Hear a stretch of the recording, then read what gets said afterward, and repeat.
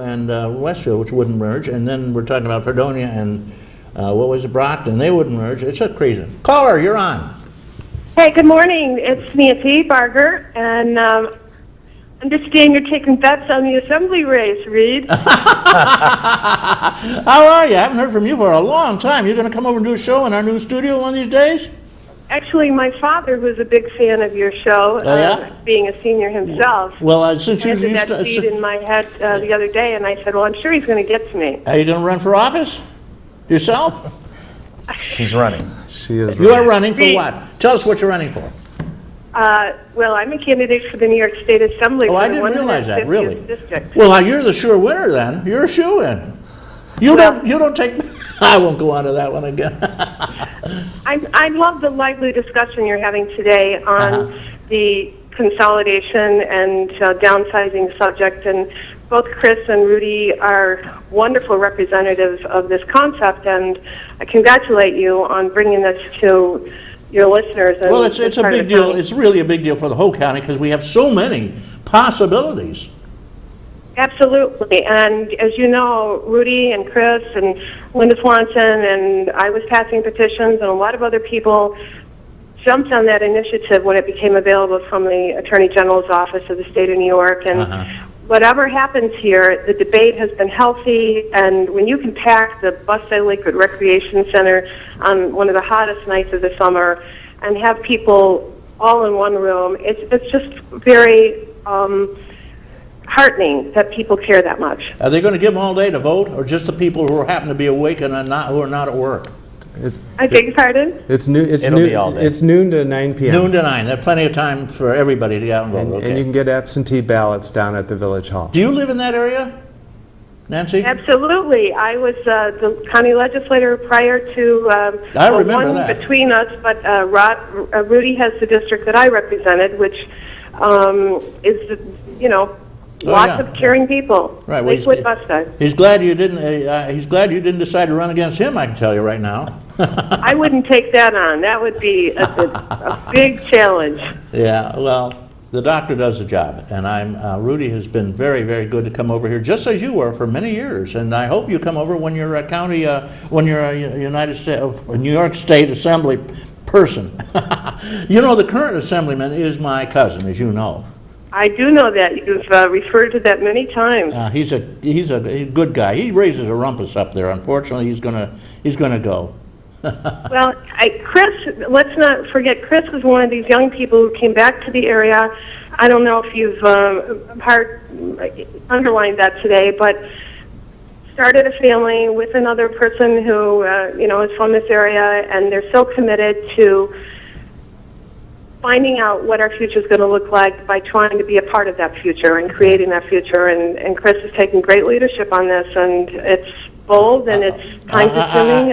And yes, he's doing a job. Of course, I am a little concerned that you won't say the other person anything about it. It is a female, is it not? Yes. Okay, good. Sorry. Let me rephrase that. His wife Jill is. Okay, there we go. My wife Jill is a wonderful person who chooses to stay out of the fray. So, but she's supportive and fortunately, as I said, her father-in-law is the former mayor of Lakewood and is wholeheartedly in support of our initiative, and she tends to do what her father tells her. So she's supportive as well. Well, Nancy Barger, it is wonderful to hear from you, and I didn't realize you were running for the assembly, or I wouldn't have made that comment, which was silly. But I do want to give you a chance, if you wish to talk. Since you seem to feel that consolidation would be a real good idea, do you have any more input on that? Well, I think it harks back to when I was a county legislator, and I really recognized the opportunity to downsize the Chautauqua County Legislature. I mean, if we get any of these to happen, at least we know we will be changing enough to see if the results change in terms of removing layers of government, which is a common criticism. Just the other day I was campaigning in Dunkirk, and a young man who lives in Virginia said, I'm teaching down there, I couldn't find a job up here, but he emphasized that the problem he sees for young people, particularly in that age group between 22 and 50, is property taxes, property taxes, property taxes.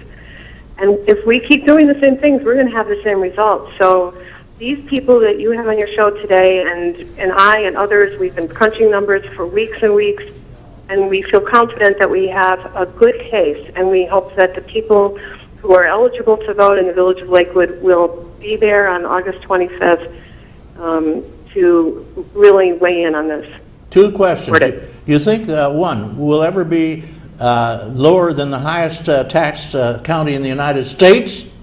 Yes, I do. I you believe think firmly that we will lose that tag, and it will be a great day. In Okay. Chicago County. Second question, do you believe that the county legislature will ever cut back in the size of it before the snowball melts in hell? I'm gonna bet that they are. You think Because someday? it's become something unnecessarily in the way. It's with the legislature, many people feel it needs to get to substance and stick to substance, and this is process. But it does save money, and I think it's the right thing to do. When we have a declining population, as we have for so long, we can always go back and add if we want to, but it's a symbol of what we need to do in this county to catch up to other areas that have shed or never had these many layers of government. Thank you very much, Nancy Barger, and I appreciate you taking a little time out to give us a call. Will you call again? Yes, of course, Reed. Thanks for having me. Well, good luck Bye. in your assembly race. I think you'll be a great person over there. She brings up a pretty good point. Her point being that, again, the consolidation would affect the whole county, really. It's because there are so many other possibilities. How many did you say, Rudy? 17 or something? There's 15 15. villages, 28 towns, 2 cities, and then we have 18 school districts. 18 school districts, which, of course, as I pointed out, I think that's where they're on a countywide basis. There could be some hellishly big savings. I mean, really huge savings is schools. Schools, of course, they're approaching that in many other states just by shutting them down. Well, we don't want to. We don't think that's the direction we want to go. We don't want to see services start dying off solely because you can't afford them. And so this is a mechanism to ensure that the services that we enjoy, especially in the village, continue. Because otherwise, the 70% increase in village taxes over 10 years is not a sustainable thing. At some point, you're going to get to where you have to start cutting services. This objective allows us to maintain the services that we have, and at the same time lower the taxes. And over the long term, that means we can sustain the services that we have. So we're not looking to cut anything. We're actually looking to be more efficient and maintain what we've got. Somebody said it's tightening the belt. It really isn't. It's not going to make an effect in terms of services. Tightening the belt means you cut back on your services, you know. Well, we're tightening the financial belt while still allowing to enjoy the services that we have now. Yeah, okay. What a great deal that is. What a deal. We were sitting here with Chris Colburn, and who is a physician in the area. He's a optometrist, and Rudy Mueller, who is a county legislator as well as a fine internist, right? Now, we have been talking about the consolidation in Lakewood with Bustye, the town of Bustye, the village of Lakewood, which only affects maybe 3,000 people, I guess, although there are 7 in all over the whole affair. But the town probably wouldn't have the effect that it would on the village. We are talking also about the fact that it would save a lot of taxes, and hopefully, not a lot, but it will save enough. 10%, you said? How much is the total taxation? We think a minimum 10. We're estimating between 10 and 20%. Average savings was 10.7% in the communities that have consolidated in Western New York. Okay. The plan that we presented through the Post-Journal last week, actually, the way we crunched those numbers, which were taken directly out of the town of Bustye budget and the village of Lakewood budget, which we verified with officials there. Actually, when we ran that plan through, we came up with a 20% savings on village taxes. Well, that's a good possibility there. Do you think that? Do you have any predictions on how the vote would go? I think you're very positive, both of you, toward it. What do you think? I think if you would have taken a poll when we first started this process, when the referendum was first announced, that the vote would have gone down, mostly because people didn't understand what we were doing. They thought they were going to lose their village, they wouldn't live in Lakewood anymore. There was a lot of misunderstanding of what was going to happen. I think as we've tried to present more and more information, people are starting to understand that they'd still live in the village of Lakewood, that we'd still have our identity, and we're talking about merging services, not eliminating Lakewood. And so I think people are coming around and understanding that this is a positive step forward. Well, so we're certainly heading in the right direction. I want to congratulate you for taking a lot of time in your practice to open their eyes to what's going on here. We're still going to have garbage pickup. We're still going to have a Lakewood Volunteer Fire Company. We're still going to have police services, whether it's called the Lakewood Bus-I or the Bus-I Lakewood Police Department. We believe that's what's going to happen, and we believe, and it's the same road, people who take care of the roads at DPW. We think those services will continue to be the same. They still plow the roads and everything? Yeah, and actually we think that by doing this, we may even be able to improve services in Bus-I.